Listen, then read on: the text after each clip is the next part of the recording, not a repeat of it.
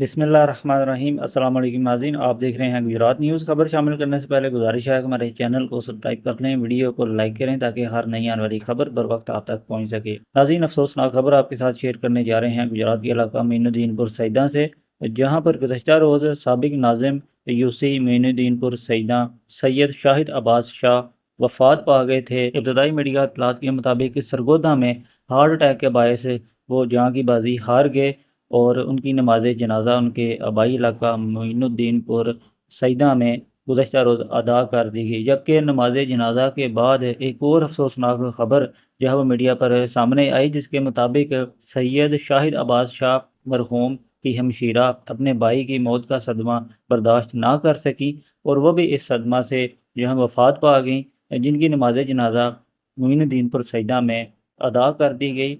सैयद शाहिद अब्बास शाह गुजरात की एक अहम सियासी शख्सियत थे।